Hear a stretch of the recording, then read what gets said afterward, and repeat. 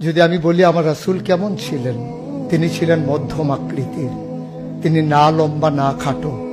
তিনি কখনো বা যখন হাজারো মানুষের সামনে দাঁড়াতেন, বিদায় হজের সময়ে 1,40,000 সাহাবা যখন ময়দানে, তিনি যখন আস্তে করে উঠে দাঁড়ালেন, ওনার চাইতে অনেক লম্বা লম্বা মানুষ থাকার পরেও অবাক বিস্ময়ে সবাই তাকিয়ে দেখলো সবার উপর দিয়ে যে মানুষটির মাথা মুবারক দেখা যায়, তিনি নবী মুহাম্মদুর রাসূলুল্লাহ সাল্লাল্লাহু আলাইহি ওয়াসাল্লাম।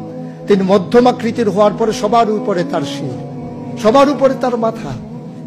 সবাই অবাক বিস্ময়ে তাকিয়ে দেখলেন তার চুলগুলো হালকা হালকা কোঁকড়ানো।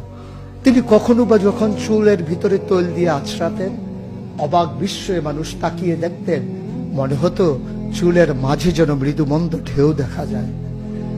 তার কপালটা ছিল চওড়া শুভ্র, তার চোখের ভ্রুগুলো ছিল ধনুকের মতো বাঁকা, তার চোখগুলো ছিল টানা টানা ভাসা ভাসা, তার চোখের পাতাগুলো ছিল গোলাপের পাপড়ির মতো।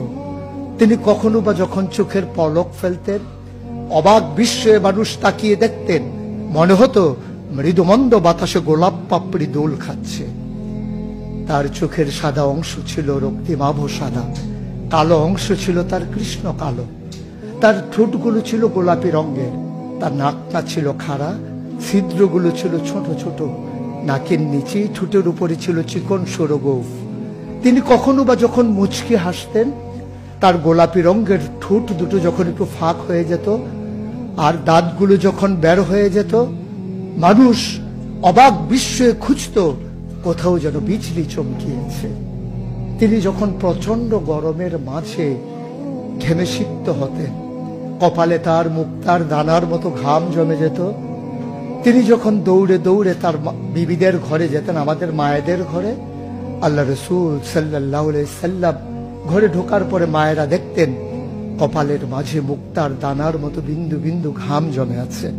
মায়েরা বলতেন, গুস্তাখি মাফ কর দিজিয়ে, বেয়াদবি মাফ করবেন, আপনি চুপটি করে একটু বসুন।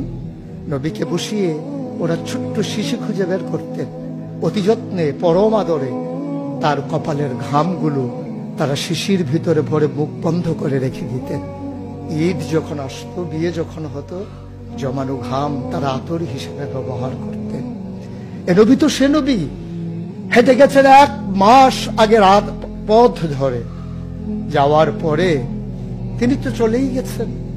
1 মাস পরে যখন আবার ওই পথ মারিয়ে কোনো এক সাহাবা যাচ্ছেন, স্থানীয় বাসিন্দা যারা রাস্তার কিনারে যাদের ঘর, তাদেরকে ডেকে বললেন, ভাইরা, এ পথ দিয়ে কি আমার নবী হেঁটে গেছে?